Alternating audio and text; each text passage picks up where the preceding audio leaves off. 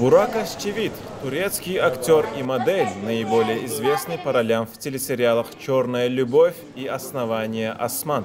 Впервые прибыл в Туркменистан для участия в кинофестивале «Рассвет Аркадага», проводимого в городе Аркадаг. Мировую известность Бурак Озчивит обрел после ролей в телесериалах «Великолепный век» и «Королек, птичка певчая». Немаловажно отметить, что туркменский боец смешанного стиля Давлетшан Якшимурадов принимал участие в съемках картины «Основание Осман» вместе с турецкой звездой, которая покорила миллионы зрителей. Также для участия в кинофестивале «Рассвет Аркадага» в Туркменистан прибыл известный турецкий сценарист, художник и продюсер Мехмет Боздак. Мехмет Боздак принимал участие в создании таких известных картин, как «Я есть Джалалиддин», «Легенда», «Основание Осман» и «Воскресший Эртугрул».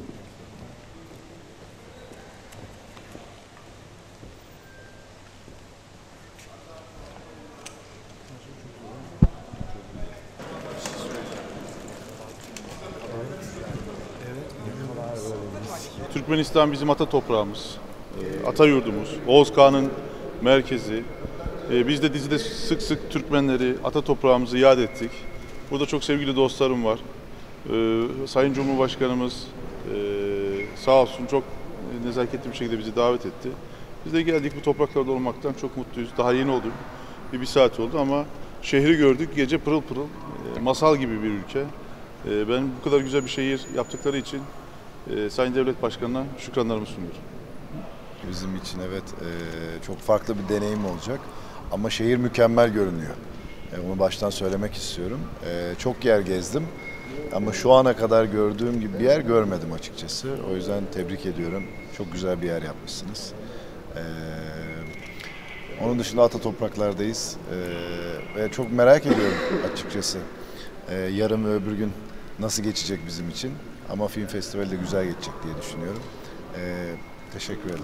Yani burada nasip olursa Oğuz Kağan ve Alparslan'ı filmini çekmek istiyoruz. Oğuz Kağan Destanı ve Sultan Alparslan dünya tarihinde çok önemli iki lider. Bizim liderimiz, atamız.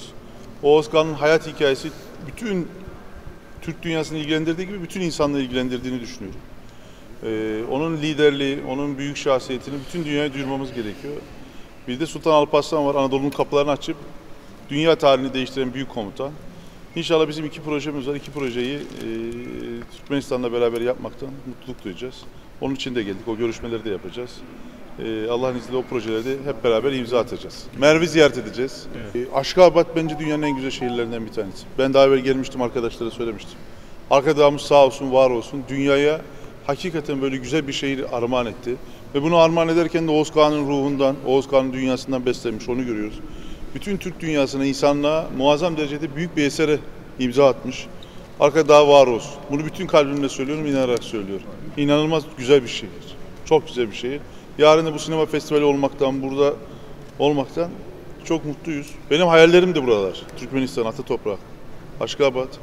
Ve bu kadar güzel şehri gerçekten arkadaşlarımızla beraber görmekten çok keyifliyiz. Oğuz Kağan müziğini gördüm. Oğuz Kağan binayı mükemmel yapılmış, çok güzel. Çok güzel. O da çok güzeldi. İnşallah bir de gündüz onu görürüz. Evet. Zaten şehirdeki havalimanından tut, caddeler, binalar, her şey bir sembol ve muazzam bir sanat eseri. Burası bir şehir değil, artık bir sanat eseri olduğunu düşünüyoruz.